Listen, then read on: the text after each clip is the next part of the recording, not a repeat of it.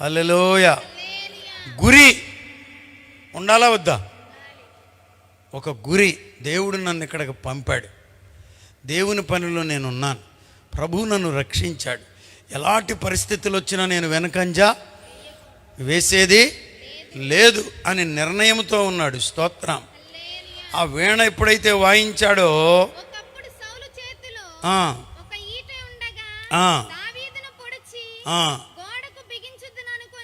ఆడు అనుకుంటున్నాడంట, ఒక్క పూటైతే పొడిచి దేనికి బిగించేస్తాడు?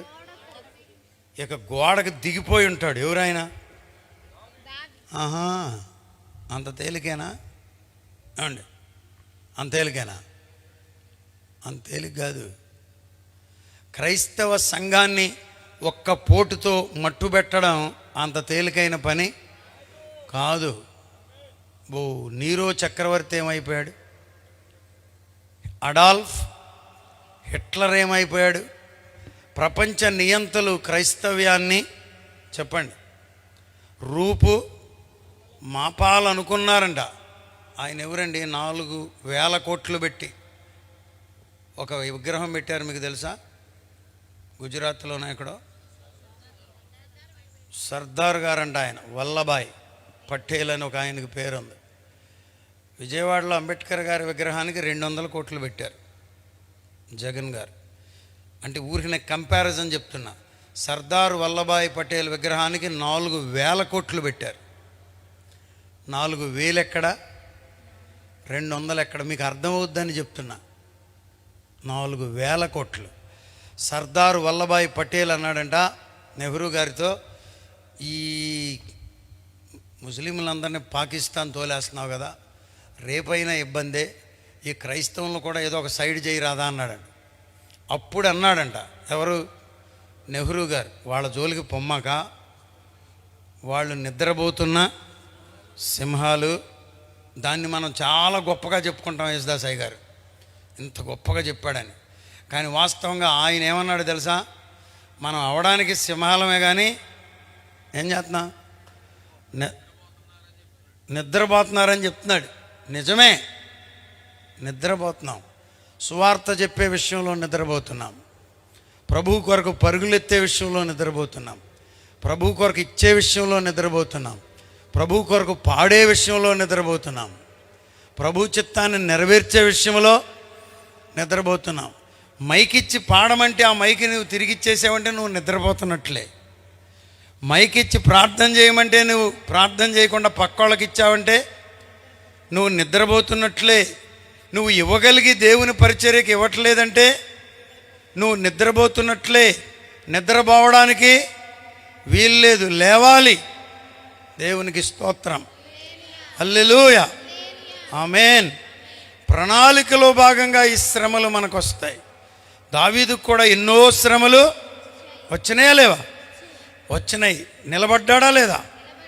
ఇంతకుముందు అంటే వాడు బల్లి వేసుకొచ్చాడు, ఈటేసుకొచ్చాడు,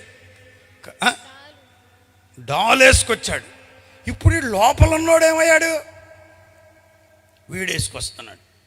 లోపల శ్రమలు ఉన్నాయి, బయట శ్రమలు ఉన్నాయి. అయినా ఎక్కడ వెనకంజ వేసే పని అంటున్నాడు.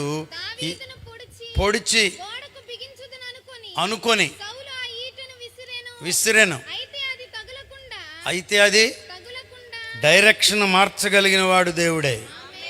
ఈ రాత్రి 2 విషయాలు చెప్తున్నాను, అందరు చూడండి. దావీదేమో ఇటు చూడండి, గిరా గిరా గిరా గిరా గిరా గిరా తిప్పుతున్నాడు. ఏటది? ఒడిసెలు అనలేరా? చెప్పండి అమ్మా. మన పిల్లలు కొంతమంది ఒడిసెల తెలియదు. ఒడిసెల క్యాట్బోల్ లాంటిది అన్నమాట. గిర్రని తిప్పి ఒక పక్కే వదులుతాడు, అంతేకమ్మా. ఒక పక్క తాడు వదిలితే ఏమవుద్ది? సూటిగా పోద్ది అన్నమాట అది. ఇప్పుడు దావీదు దృష్టి అంతా ఎక్కడుంది? చెప్పండి సరిగ్గా.